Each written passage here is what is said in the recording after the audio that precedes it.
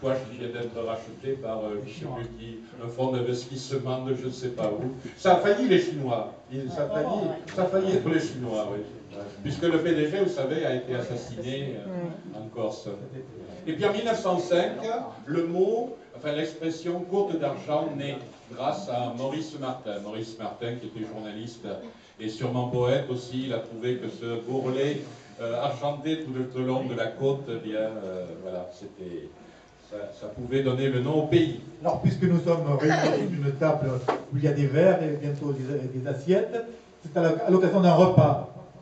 Il y a une caravane qui est partie avec des personnalités de l'Automobile Club de France qui sont partis du Moulot. Alors, les uns étaient à cheval, d'autres à pied, d'autres dans des charrettes. Et c'est le soir, à mi-midi, ils se sont arrêtés, ils ont fait un repas. Et c'est au repas que Maurice Martin a proposé d'appeler la côte Gironde-Land Côte d'Argent. Et quelques mois plus tard, l'Automobile Club de France, dans sa assemblée générale à Paris, ils ont entériné ce choix. Et depuis, donc, on appelle la Côte d'Argent, la côte qui va de la côte de Basse à Gironde.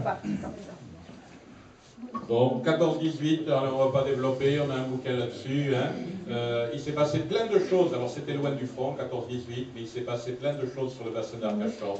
Là, actuellement, il y a un film qui vient de sortir, qui s'appelle Une pensée du Cournot, et qui raconte l'histoire des tirailleurs sénégalais. 20 000, ils étaient dans un camp entre la Teste et Cazaux. Hein. Et puis, il y avait les hôpitaux complémentaires, etc., les nécropoles. Donc il s'est passé plein de choses pendant la guerre de 14-18. Voilà le jaillissement de la source des Abatilles, œuvre de Louis Le Marié, qui était un breton. Tiens, Le Marié, c'est en deux mots, hein. Tiens, il y a une erreur là.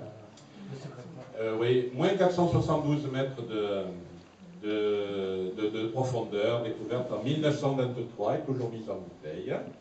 La cellulose du pain à facture, seule industrie, enfin...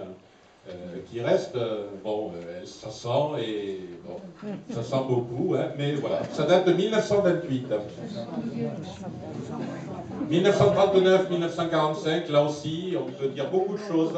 Il y a eu une vie très active, notamment une résistance de la première heure, hein, dès que les Allemands sont arrivés sur le bassin d'Arcachon, hein, quasiment le lendemain de l'armistice, la résistance est née, notamment sous l'impulsion d'une femme exceptionnelle, Marie Barthète. Ça a donné lieu aussi à la colonne d'Arcachon, qui est allée lutter contre les Allemands dans la poche du Médoc. Mais là aussi, on ne peut pas faire en quelques minutes. 1946, Marcheprime prend sa liberté par rapport à Biganos. Ça aurait pu se passer 84 ans plus tôt, je crois, 1863, mais ça ne s'était pas fait à l'époque. Il a fallu attendre l'après-guerre pour que ça marche.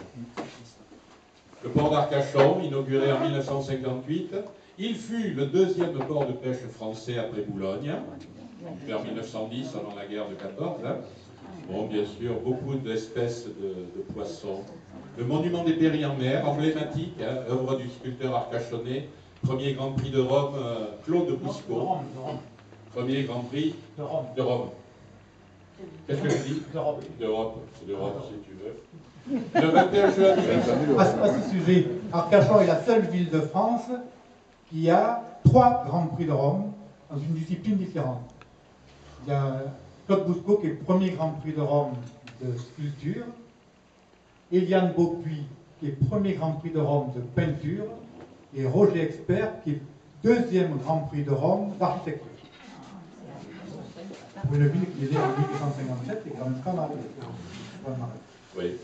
Mais on pourra parler des musiciens à Arcachon, des artistes, enfin Arcachon sur le bassin bien sûr, des artistes sur le bassin d'Arcachon, etc. Des chansonniers de la Troisième République sur le bassin d'Arcachon.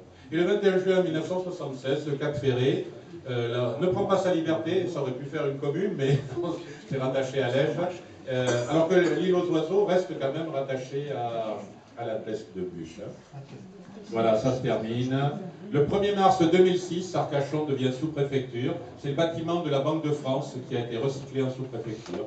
C'est en face de la gare, vous devez connaître. Et puis, c'est terminé. Merci de votre